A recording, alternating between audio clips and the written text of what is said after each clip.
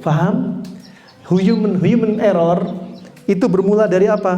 Syahwat nafsu kita dan kebodohan kita. Ima kita syahwat, misalkan karena syahwat sudah tahu makanan ini apa? Makanan ini nggak cocok untuk dia. Tubuh dia dingin, penyakitnya dingin. Tubuh dia dingin, penyakitnya dingin. Tapi karena dia punya syahwat, pengen makan dingin, terus dingin. Contoh, padahal Allah sudah berfirman dalam surat Abasa ayat 24. Angkat tangan, sebutin. Silahkan ya. Aini. Biar pakai mic dulu Aini. Baik. Abasa ayat 24 Aini. Surat Abasa ayat 24. Barakallahu fiki. Masih dihafal sama dia.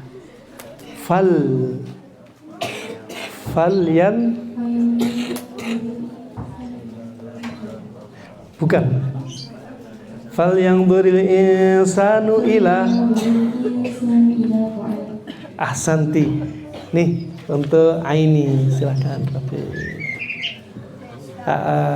Fal yang beril insanu ila ta'amih. Maka manusia hendaknya melihat makanan dia makan. Ini orang tipes sudah dingin, dia makanannya dingin. Orang tipes pengen makan, pengen minum es teler, es campur. Ya, subhanallah dingin ketemu dingin, harusnya dia lihat. Itu karena apa? Syahwatnya dia kepingin. Itu karena syahwat. Human errornya karena syahwat. Yang kedua, human errornya karena apa? Kebodohan. Dia nggak tahu kalau makanan minuman yang dia konsumsi akan mencelakakan diri dia. Baik. Nah, ini contoh saja. Contoh saja bahwasanya human error itu penyebab penyakit. Berikutnya, human error dari sisi tadi sudah kita sebutkan, dari sisi apa? Makanan, minuman, imma dorongan syahwat, imma karena nggak punya ilmunya. Berikutnya ada human error gara-gara ini, hati-hati. Kalian kalau nyimpen sedih, dendam, marah, iri, hasad, dengki. Di antara santri, santriwati ada yang punya kelebihan, tiba-tiba hasad. Nah, hati-hati itu human error juga. Temennya ranking 1, dia hasad. Habis hasad, dilempar dengan ainnya dia, mata pandangan yang beracun, yang panas. Kemudian ada yang santriwati sedih. Sedih kenapa? Gak punya bapak ibu, sedih. Ada. Dan setan masuk dari pintu kesedihan. Dari mana masuknya? Disebutkan Imam Ghazali, Ibnu Jauzi, juga Ibnu Qudamah Al-Maqdisi, masuknya dari pintu jantung. Di dalam Al-Quran kata-kata sedih silakan teman-teman uploadnya nanti di sini sedih, ya, tapi apa? di LYNK.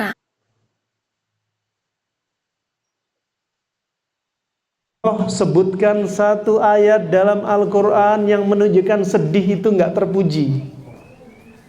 Angkat tangan. Lanjutin ya, angkat tangan. Innaman najwa. Angkat tangan. Angkat tangan. Mana yang lain angkat tangan? Hah? Sudah tadi. Fadhal. Nah, pakai mic. Ayo pakai mic. Bismillah. Namanya siapa?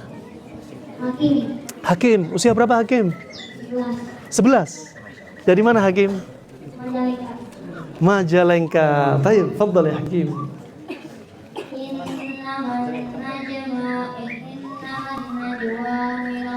Minasyaitan.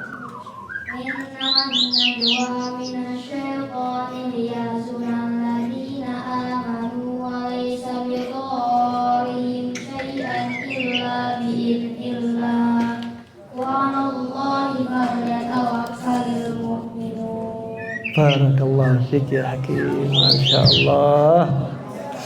Baik. Dari sini kalian bisa lihat, ternyata yang bikin kalian sedih itu siapa? Siapa yang bikin sedih? Kalian dibikin sedih sama ustadz-ustadzahnya.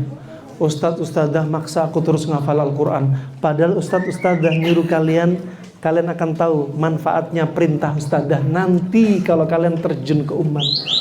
Kalian merasa terpaksa. Sampai pernah kami dapati di Jawa Tengah, ada seorang anak Usia 17 tahun, bawa gitar, gitarnya kecil, rambutnya kayak Punk Purple.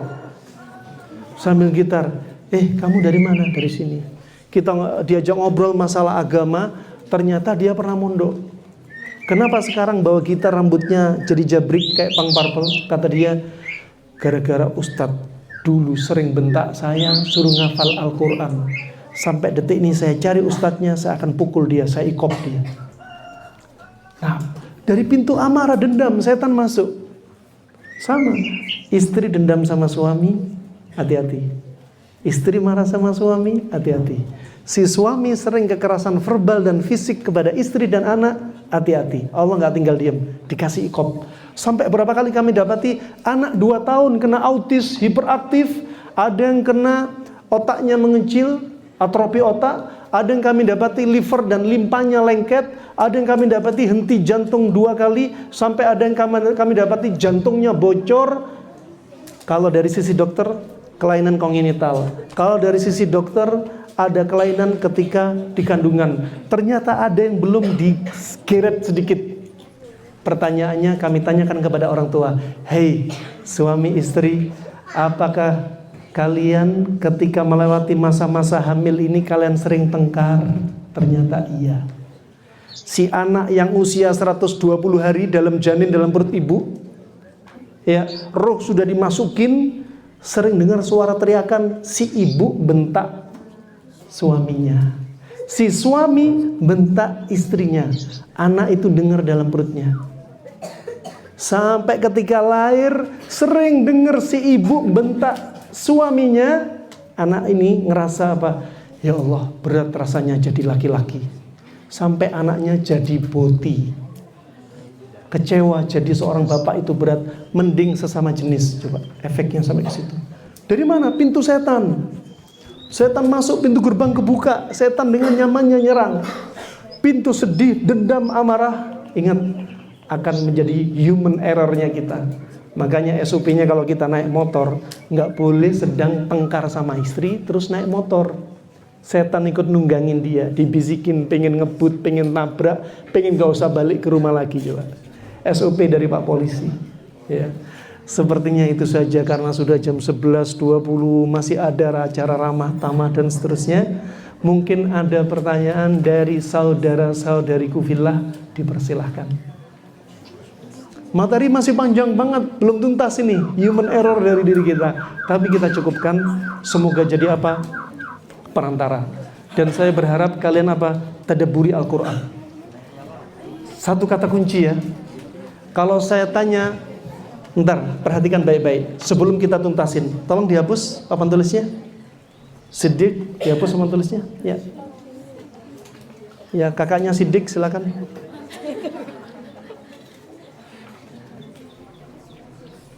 Jazakallah khair Siddiq. Pertanyaan dari Ana. Pertanyaan ini langsung door prize-nya double nih. Sebelum saya kasih pertanyaan, angkat tangan terlebih dahulu. Karena door prize-nya gede. Masya Allah, yang pojok. Tanya atau garu-garu kepala tadi? Ayo, yang ikhwannya kurang aktif ikhwannya. Siap ya? Baik. Pertanyaannya, kita lihat, kita bikin piramida ilmu pengobatan. Jadi penyakit kan banyak ya, penyakit karena faktor dari luar seperti cuaca, udara, virus, bakteri.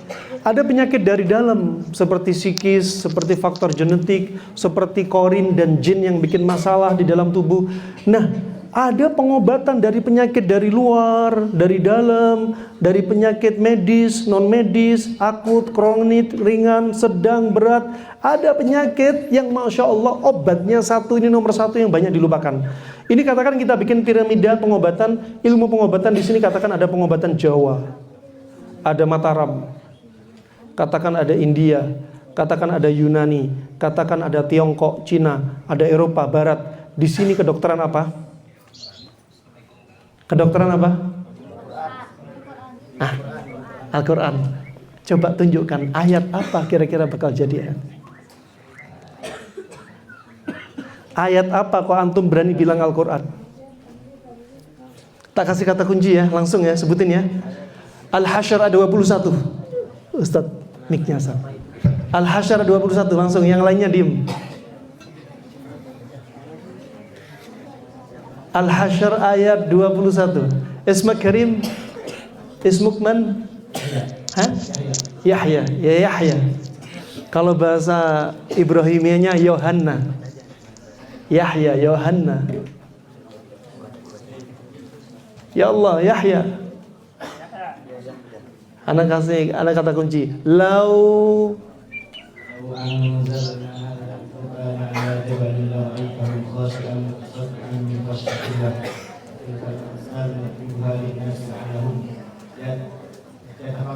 Ahsan, tulis di papan tulis. Fadhal. Ini ending kajian kita, closingnya. Fadhal. Karena kalian rata-rata penghafal Al-Quran, jadi harus tahu. Ditulis di sini. Di bawah kesini aja papan tulis. Oh, papanya. Ibu-ibunya nggak kelihatan nanti. Gak apa, sini aja. Dihapus aja dulu. Oh, terus di bawahnya ya, di bawahnya. Nah, ini untuk Yahya ini door prize-nya. Dapat banyak ya, di saku dan numpuk, masya Allah. Nah. Oh iya, enggak. Silakan. Nah. Baik. Jadi ketika Allah berfirman, "Lau anzalna hadzal Qur'ana 'ala jabalin la ra'aitahu khashi'a." Ayo bareng. Kita ulang. "Lau anzalna hadzal Qur'ana 'ala jabalin la ra'aitahu khashi'a." La ra'aitahu khashi'an mutasaddian min khasyatillah wa tilkal amthalu nadribuha linnasi la'allahum yatafakkarun. Masya Allah, ajib. Kami ada kampus namanya ITHBI, kampus vokasi. Ayat ini Masya Allah jadi bahan tadabbur besar. Orang yang kanker metastase stadium 4 sembuh. Pakai ayat ini ditadaburi, dipraktekkan untuk baca Al-Quran dan artinya. Ada yang orang gila bisa sembuh. Kalian punya family gila, baca ini. Kalau bisa nanti kalian punya pondok pesantren rehabilitasi orang gila, rehabilitasi narkoba, rehabilitasi para boti dan lesbian, rehabilitasi para perokok. Nah, pakai ini. Nah, subhanallah, dalam satu hadis, di antaranya dalam satu hadis riwayat Abu Daud dan riwayat Asy-Syaukani dalam Nailul Autar, waktu itu pamannya Kharijah bin Salt baru masuk Islam, berjalan ke kota Madinah untuk berislam dan berbaiat. Setelah berbaiat, dia pulang berjumpa dengan orang gila yang dirantai besi, dipasung. Kemudian saudaranya bilang, "Aku dengar Nabi kamu membawa kebaikan. Bisa nggak sekiranya kau obati saudaraku yang gila?"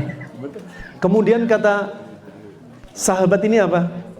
Dia meruqyah dengan hanya membaca surat Al-Fatihah saja. Selama 3 hari, sehari cuma 2 kali, sembuh total. Ini orang gila. Apalagi yang hanya ADHD, OCD, bipolar, narsis, NPD, ASD, kemudian juga depersonalisasi, paranoid, waham, halusinasi, schizofren, termasuk GERD, termasuk was-was, penyakit jiwa apapun sebenarnya bisa pakai ini. Mau penyakit jiwa ataupun penyakit fisik. Baik, sudah? Nggak apa? Baik. Nggak apa. Baik. Jadi gitu ya, Al-Quran ini jadi obat. Nah, sampai akhirnya orang-orang tadi, familinya memberikan hadiah 200 ekor kambing. Bayangin kalau satu kambing itu 5 juta, kalau 200 sudah 1 M. Kata sahabat ini, "Aku mau izin kepada Nabi terlebih dahulu." Kemudian izin kepada Nabi. Kata Nabi apa? "Apa yang kau baca?" "Surat Al-Fatihah ya Rasulullah." "Nggak ada surat yang lainnya?" "Nggak ada ya Rasulullah, cuma surat Al-Fatihah." "Ambil kalau gitu semua kambing untuk kamu." Alhamdulillah, teman-teman kami juga mahasiswa mengaplikasikan hadis ini. Ada yang anak muda 1 tahun gila diruqyah dalam satu minggu, hitungan 1 minggu sembuh total dengan izin Allah. Dan demikian dokter-dokter muslim, termasuk dokter gangguan jiwa SPKJ, termasuk psikiater Islam harus belajar Al-Quran. Ya, tidak apa-apa, aman. Jazakallahu khair. Taib dibantu di ini, diangkat. Kita perhatikan Allah juga berfirman, wa nunazzilu minal Qur'ani ma huwa shifa. Jazakallahu khair. Dan kami turunkan dari Al-Quran itu bukan hanya sebagian Al-Quran, tapi semua Al-Quran sebagai obat. Allah pilih kata-kata syifa. Lihat, wa nunazzilu minal Qur'ani ma huwa shifa. Allah pilih kata syifa.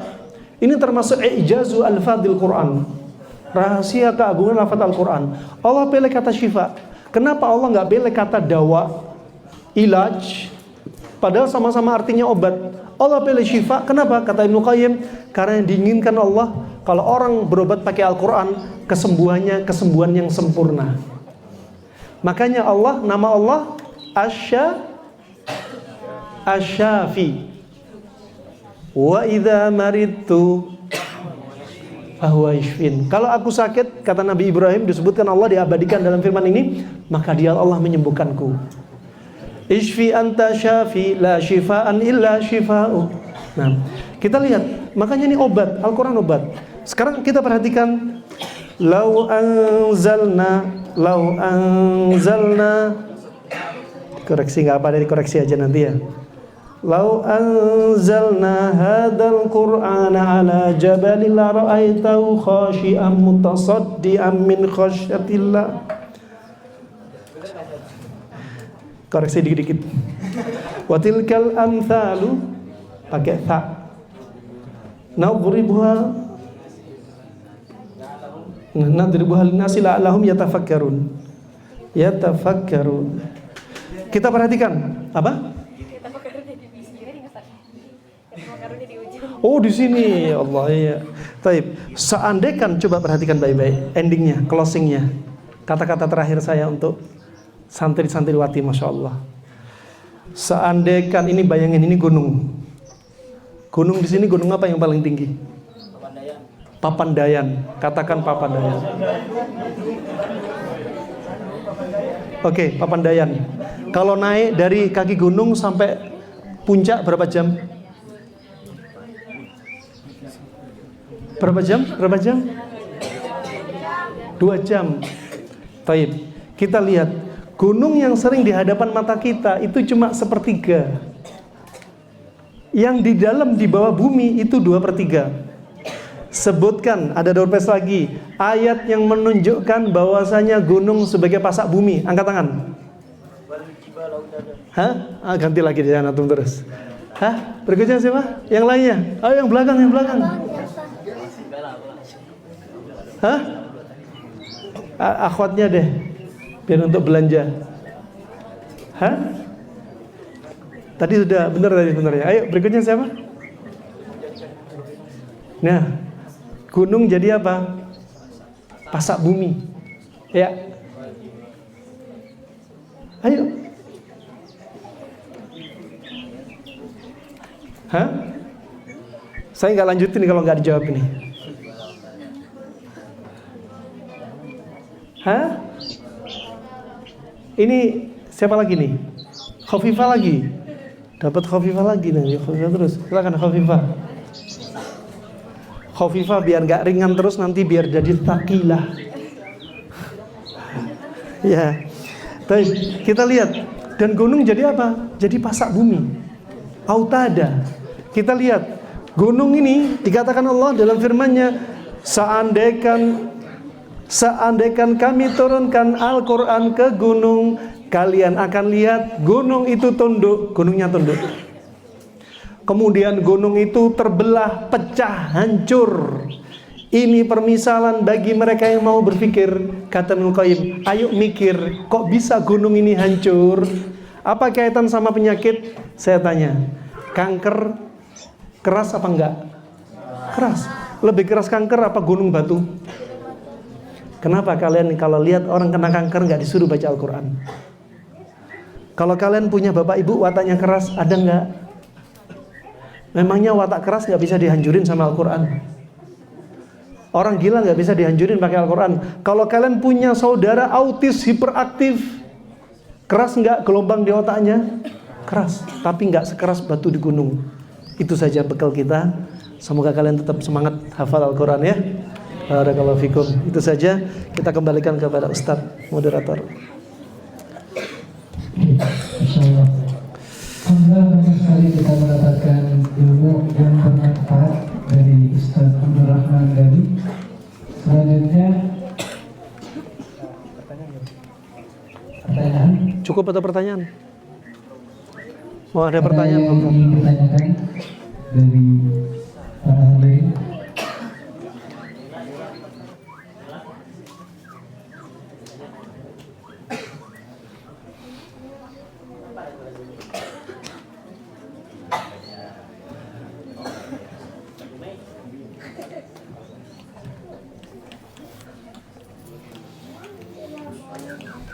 Baik, untuk menutup acara pada siang hari ini, mohon Ustaz kesediaannya untuk memimpin doa kita.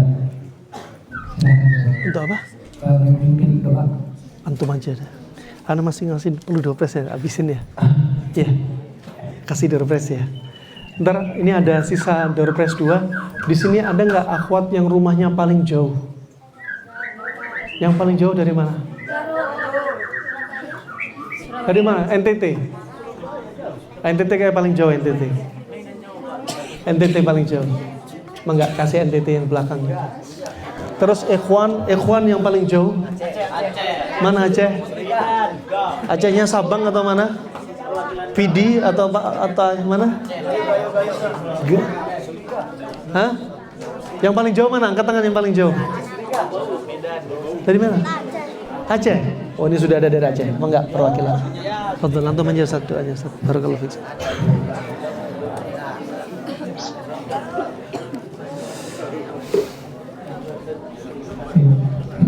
Baik, teman-teman semua para hadirin sekalian, untuk menutup kajian pada siang hari ini, mari kita sama-sama menundukkan kepala kita dan juga berdoa. Astagfirullahaladzim, astagfirullahaladzim, astagfirullahaladzim. Oke, ini nanti warnanya boleh dipilih-pilih, mau pilih warna apa aja seperti ini.